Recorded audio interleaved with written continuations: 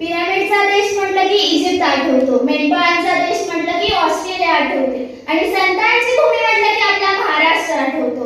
येथे जमलेल्या सर्व विठ्ठल भक्तांना माझा नमस्कार. रामकृष्ण हरी. मला आज अशा एका विषयावरती बोलायचे आहे.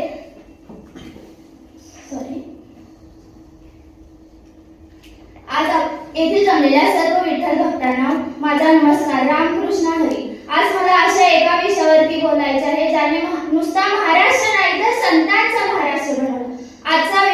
आजचा विषय माझ्या काळजाला हात घालणार आहे. वारकरी संत, महाराष्ट्र धर्म घडला तुम्हा कारणे.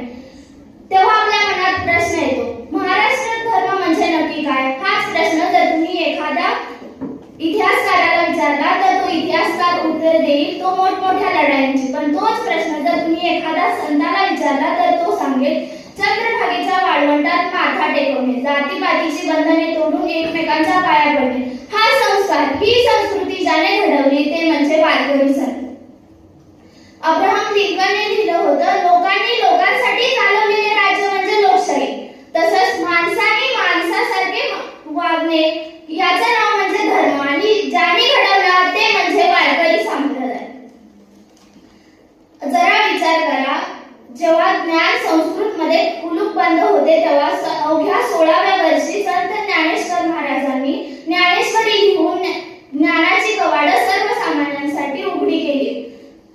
त्यांनी सांगितले की देव मंदिरात नाही तर तो माणसात आहे. याचे वर्णन करताना संत बहिणी काय सुंदर लिहिले.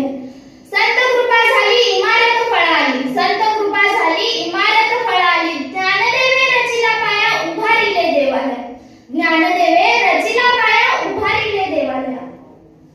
माऊलींनी पाया रचला तर संत नामदेवांनी भक्तीचा झेंडा थेट पंजाब पर्यंत नेला.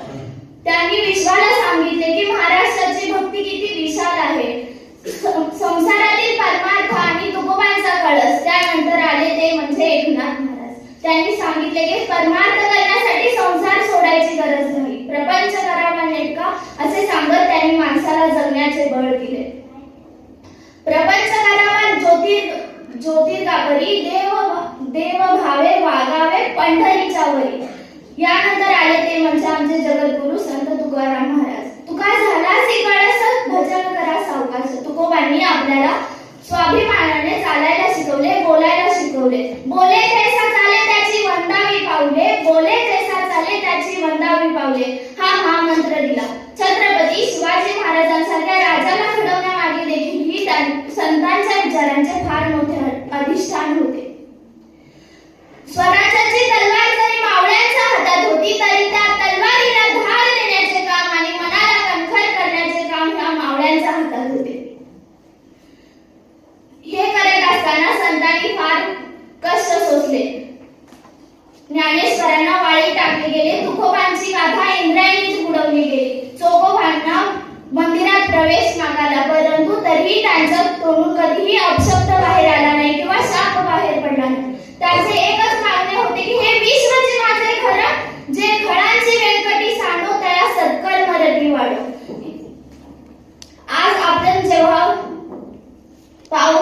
आज आपण जेव्हा दिशा हरवतो, वाट हरवतो, तेव्हा याच संतांची पावले आपल्याला मार्ग दाखवतात. चला तर मग संकल्प करूया याच संतांचे विचार आपण भाषणात नाही तर आचरणात आणूया. जाता जाता एवढेच सांगेल, ज्ञानोबांच्या ओवीत विश्वाचे गुढ दडले, तुकोबांच्या अभंगात भक्तीचे गीत फडफडले, नामदेवांच्या प्रेमाने मनाला कळले सारे वेद, एकनाथांच्या समतेने मिटले सारे भेद. वारकऱ्यांची पावले म्हणजे जशी शांततेची चाल, त्यांच्याच पाऊल घडांवर उमटते भक्तीचे ढाल. महाराष्ट्राच्या